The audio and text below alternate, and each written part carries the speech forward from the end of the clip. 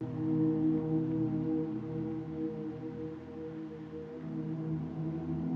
bisnieto de John D. Rockefeller, el aspirante a explorador y etnógrafo Michael Rockefeller, no tenía ningún interés en gestionar el imperio de su familia, tras graduarse en Harvard en 1960.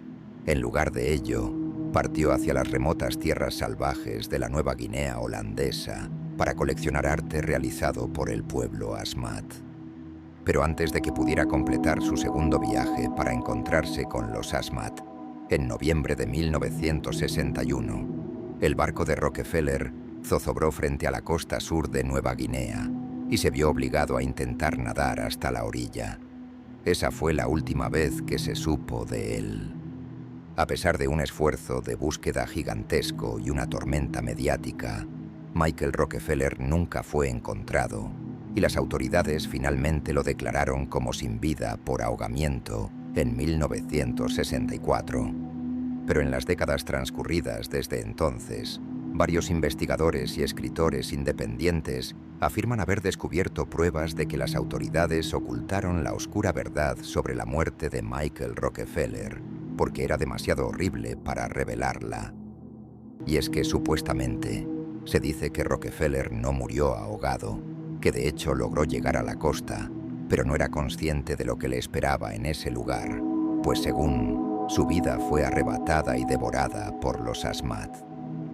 Michael Clark Rockefeller nació en 1938. Fue el hijo menor del gobernador de Nueva York, Nelson Rockefeller, y el miembro más nuevo de una dinastía de millonarios fundada por su famoso bisabuelo, John D. Rockefeller, una de las personas más ricas que jamás haya existido. Aunque su padre esperaba que siguiera sus pasos y ayudara a gestionar el vasto imperio empresarial familiar, Michael Rockefeller tenía un espíritu más tranquilo y artístico. Cuando se graduó de Harvard en 1960, quería hacer algo más emocionante que sentarse en salas de juntas y dirigir reuniones. Su padre, un prolífico coleccionista de arte, había inaugurado recientemente el Museo de Arte Primitivo y sus exhibiciones, incluyendo obras nigerianas, aztecas y mayas, fascinaron a Michael. Decidió buscar su propio arte primitivo, un término ya en desuso que se refería al arte de los pueblos indígenas, y aceptó un puesto en la junta directiva del museo de su padre. Fue aquí donde Michael Rockefeller sintió que podía dejar huella. Quería hacer algo inédito y traer una gran colección a Nueva York. Ya había viajado mucho, había vivido en Japón y Venezuela durante meses y ansiaba algo nuevo. Quería embarcarse en una expedición antropológica a un lugar que pocos verían alguna vez. Así Michael llegó a lo que en ese momento se conocía como Nueva Guinea holandesa, una enorme isla frente a la costa de Australia, para recolectar el arte del pueblo Asmat que residía allí. En la década de 1960, las autoridades coloniales holandesas y los misioneros ya llevaban casi una década en la isla, pero muchos Asmat nunca habían visto a un hombre blanco. Con un contacto severamente limitado con el mundo exterior, los Asmat creían que la tierra más allá de su isla estaba habitada por espíritus, y cuando los blancos llegaban del otro lado del mar, los veían como una especie de seres sobrenaturales. Michael Rockefeller y su equipo de investigadores y documentalistas fueron una curiosidad para el pueblo de Otsjaneb, hogar de una de las principales comunidades Asmat de la isla, y no una curiosidad del todo bienvenida. Los lugareños toleraron las fotografías del equipo, pero no permitieron que los investigadores blancos compraran artefactos culturales, como postes beach, pilares de madera intrincadamente tallados que sirven como parte de los rituales Asmat y otros ritos religiosos. Michael no se dejó intimidar. En el pueblo Asmat encontró lo que percibía como un fascinante desacato de las normas de la sociedad occidental y ansiaba más que nunca devolverle su mundo. En aquella época, las guerras entre aldeas eran comunes, y Michael Rockefeller descubrió que los guerreros Asmat solían decapitar a sus enemigos y comían su carne. Al concluir la misión inicial de exploración, Michael Rockefeller se sintió entusiasmado. Describió sus planes para crear un estudio antropológico detallado de los Asmat y exhibir una colección de su arte en el museo de su padre. Michael Rockefeller partió nuevamente hacia Nueva Guinea en 1961, esta vez acompañado por René Wasing, un antropólogo del gobierno. Mientras su barco se acercaba a Otjanep el 19 de noviembre, una borrasca repentina agitó las aguas y provocó corrientes cruzadas. El barco volcó, dejando a Michael y Wasing aferrados al casco volcado. Aunque estaban a 12 millas de la orilla, Michael supuestamente le dijo al antropólogo: «Creo que puedo lograrlo», y saltó al agua. Sin embargo, nunca fue visto nuevamente. La familia de Michael, rica y con conexiones políticas, se aseguró de no escatimar en gastos en la búsqueda del joven Rockefeller. Barcos, aviones y helicópteros recorrieron la región en busca de Michael o alguna señal de su destino.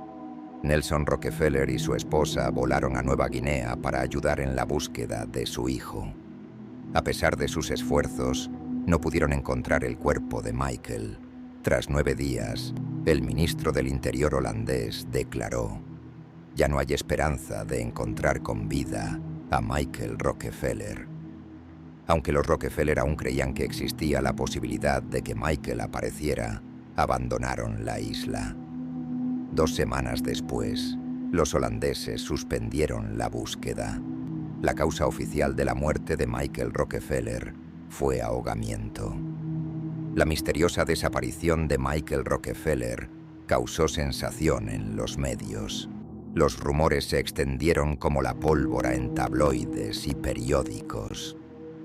Algunos decían que debió de ser devorado por tiburones al nadar hacia la isla. Otros afirmaban que vivía en algún lugar de la selva de Nueva Guinea, escapando de la jaula dorada de su riqueza. Los holandeses negaron todos estos rumores, afirmando que no habían podido descubrir qué le había sucedido. Simplemente había desaparecido sin dejar rastro. En 2014, Carl Hoffman, un periodista de National Geographic, reveló en su libro Savage Harvest: A Tale of Cannibals, Colonialism, and Michael Rockefeller's Tragic Quest for Primitive Art, que muchas de las investigaciones de los Países Bajos sobre el asunto dieron como resultado evidencia de que los Asmat le habían arrebatado la vida a Michael. 2 misioneros holandeses en la isla, que habían vivido entre los Asmat durante años y hablaban su idioma, dijeron a las autoridades locales que habían oído de los Asmat que algunos de ellos habían atacado a Michael Rockefeller. El agente de policía enviado a investigar el crimen el año siguiente, Wim van de Waal, llegó a la misma conclusión e incluso presentó un cráneo que, según los Asmat, pertenecía a Michael Rockefeller. Todos estos informes fueron sumariamente enterrados en archivos clasificados y no se investigaron más a fondo. A los Rockefeller se les dijo que no había nada de cierto en los rumores de que su hijo había sido atacado por nativos. Cuando Carl Hoffman decidió investigar estas afirmaciones de hace 50 años sobre la muerte de Michael Rockefeller, empezó viajando a Otjanep. Allí, haciéndose pasar por periodista que documentaba la cultura del pueblo Asmat, su intérprete escuchó a un hombre decirle a otro miembro de la tribu que no mencionara al turista estadounidense fallecido allí. Cuando el intérprete, a instancias de Hoffman, preguntó quién era el hombre, le dijeron que era Michael Rockefeller. Se enteró de que era bien sabido en la isla que el pueblo Asmat de Otjanep había atacado a un hombre blanco y que no debía mencionarse por temor a represalias. También se enteró de que el ataque a Michael Rockefeller fue una represalia en sí mismo. En 1957, apenas 3 años antes de que Rockefeller visitara la isla por primera vez, se produjo una masacre entre 2 tribus Asmat, las aldeas Otjanep y Omadesep, que resultó en la desgracia para docenas de hombres entre sí. El gobierno colonial holandés, que recientemente había tomado el control de la isla, intentó frenar la violencia. Decidieron desarmar a la remota tribu Otsjaneb, pero una serie de malentendidos culturales llevaron a los holandeses a abrir fuego contra ellos. En su primer encuentro con armas de fuego, la aldea de Otsjaneb fue testigo de cómo 4 de sus Geus, líderes de guerra, fueron atacados a tiros. Fue en este contexto que los miembros de la tribu Otsjaneb se toparon con Michael Rockefeller mientras éste nadaba de espaldas hacia la costa que bordeaba sus tierras. Según el misionero holandés que escuchó la historia por primera vez, los miembros de la tribu inicialmente pensaron que Michael era un cocodrilo, pero cuando se acercó, lo reconocieron como un Tuan, un hombre blanco como los colonizadores holandeses. Desafortunadamente para Michael, los hombres con los que se encontró eran judíos y los hijos de aquellos atacados por los holandeses. Aunque dudaban, sobre todo por miedo, finalmente terminaron por atacarlo con su lanza. Luego le cortaron la cabeza y le abrieron el cráneo para comerse el cerebro. Cocinaron y comieron el resto de su carne.